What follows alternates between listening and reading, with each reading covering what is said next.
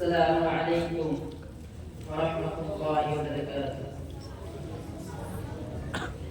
الحمدللہ الواحد الأحد الأحد الصمد الذي لم يلد ولم يولد ولم يكن له كفوا أحد، أما بعد، أعوذ بالله السميع العليم من الشيطان الرجيم، بسم الله الرحمن الرحيم، فإن آمنوا بمثل ما آمنتم به فقد اهتدوا، وقال النبي صلى الله عليه وسلم، من سب صحابي فعليه لعنة الله والملائكة والناس أجمعين۔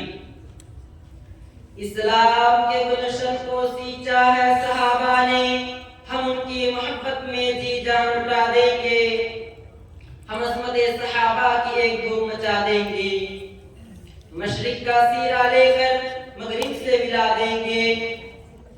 گرامی قدر، آج کے اس بدمید وقار کو فکر و نظر اور فہم و فراست کے جن پھولوں سے معطر کرنے کی سعادت حاصل کر رہا ہوں، اگر اسے عنوان کے سانچے میں ڈھالوں تو میرے تقریر کا عنوان بنتا ہے سیرت صحابہ۔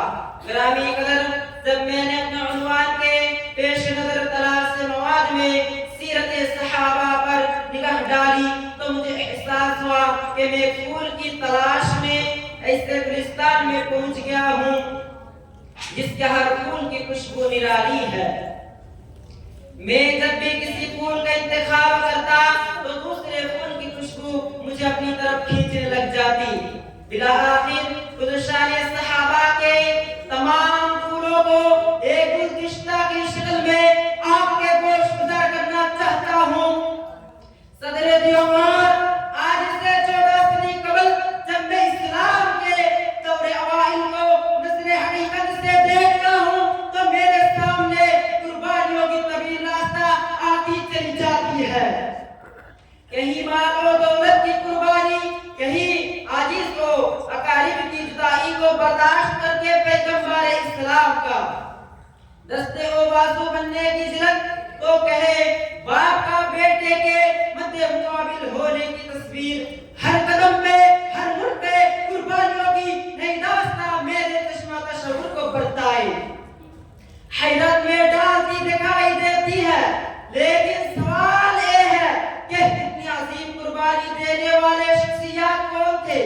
وہ شخصیات ہے جن کے ایمان کا ذکر آتا ہے تو قرآن کہتا ہے وَلَٰكِنَّ اللَّهَ حَبَّبَ إِلَيْكُمُ الْإِيمَانَ، وہ ہے جن کے خوشنودی رحمان کا ذکر آتا ہے تو قرآن کہتا ہے رضی اللہ عنہم ورضوا عنہ، یہ وہ ہستیاں ہیں جن کی کفر سے نفرت کا ذکر آتا ہے تو قرآن کہتا ہے وَقَرَّهَ إِلَيْكُمُ الْكُفْرَ وَالْفُسُوقَ وَالْعِصْيَانَ، یہ وہ شخصیات ہیں جن کے رکوع و سجود کا ذکر آئے تو قرآن کہتا ہے تَرَاهُمْ رُكَّعًا سُجَّدًا، یہ وہ ہے جن کے ہدی ہونے کا ذکر آتا ہے تو قرآن کہتا ہے اولئک هم الراشدون۔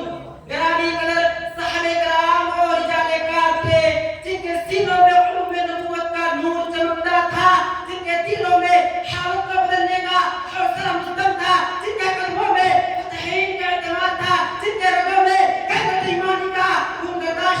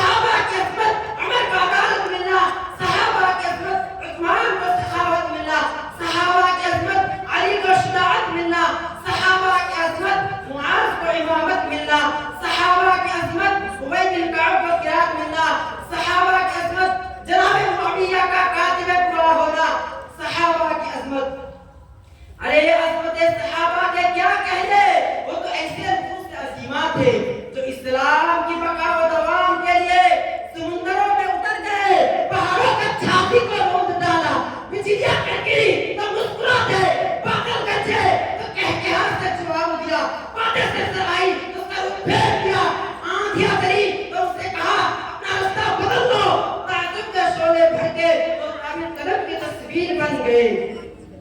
ظلم کے بادل چھائے تو تب ایمان کا روپ دھار لیا اور اس شان سے دنیا کو کھودا حافظ کہا کہ آسمان بھی رسنے لگا.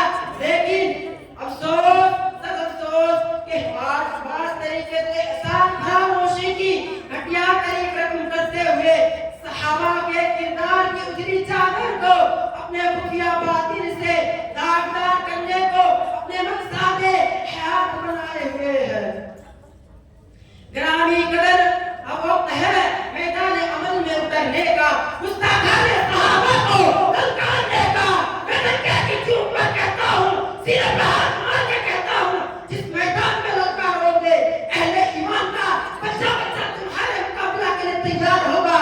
بے کتابات کے میدان میں آؤ گے, شعلہ غلطی زبانوں سے صحابہ کی نموز کی حفاظت کریں گے.